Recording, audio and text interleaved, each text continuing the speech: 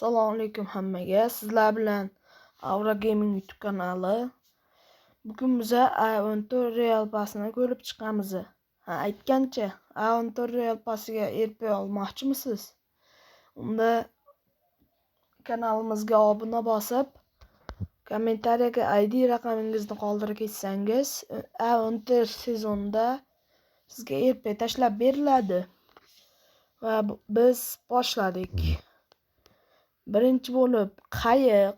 Bu qayiqda hech kim o'ynamasa ham baribir qanaqadir nahangga o'xshatib qo'shibdi. Bu ultimate bilan birga kelishi ham mumkin. Chunki erpiga mosmas. Erpini birinchi levelda qo'shiladigan skin qanaqadir qizlabob skin bo'lib qolibdi. Keyin DP оружияsiga skin qo'shilar ekan. Bu skin ham chiroyli, o'ynasa bo'laveradigan skin, ammo lekin qizlabob. So'mka. Kechirasizlar, shamollab qoldim. So'mka. So'mka ham normalniy kuchukcha tasvirlangan. Normalniy so'mka bo'pti. Shlem.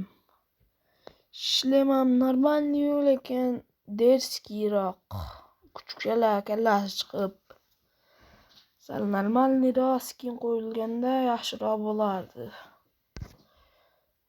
Hayishga ko'zni oqartiradigan. Buni hech kim o'ynamasa ham kerak. Liviklarda bekordan bekorga so'mkani to'ldirgan qoladi. Arenada ishlatilishi mumkin. Qolganini o'zlaring bilasizlar. Normalniy skin bo'pti. Erpidagi parashyut va samolyot qo'shilib qolibdi. Ikkalasida ham kuchukcha tasvirlangan. Samolyot normalniy bep ko'rinishga o'xshab chiroyli bo'pti. UAZ. UAZimiz ma'lumotlarga ko'ra A14 erpsida kelish kerak edi. Ammo bu mifический bo'lgani uchun bonus pasta yoki erp keysda kelishi ham mumkin. Shuning uchun ma'lumotlar aniq emas. 50/50 bunisi. Va nihoyat kuchaytiriladigan skin. Kuchaytiriladigan skinga Skarel оружияsiga kelibdi. U normalniy va nihoyat o'ynasa bo'ladigan оружияga ham qo'shishibdi. 416 topgunlarincha o'ynab olsalaring bo'laveradi. Normalniy skin bo'pti. Bu esa 3-level ko'rinishi. 3-level ko'rinishi bu normalniy 1 bilan 3 anchagina farq qilgan. Bu laboratoriyada ko'rinishi. 3-level. 3-level darajada ko'rinishi. Aytgancha like va obuna bosib qo'yishingizdan chiqmasin.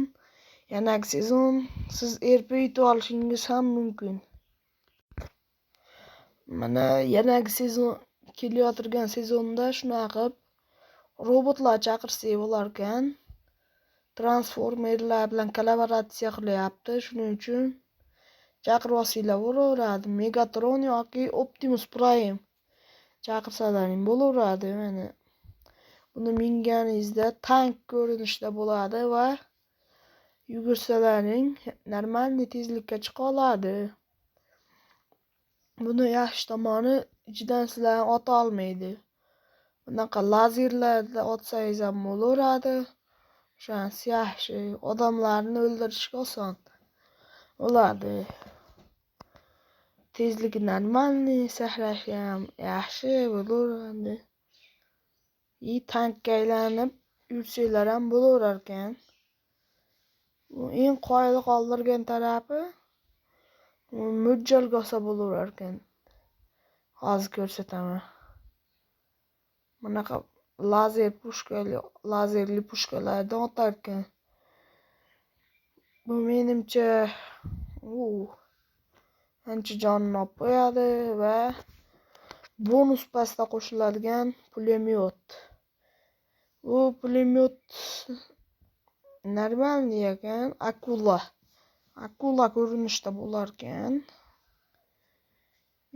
Так, kulchat. Kulchat нормальный.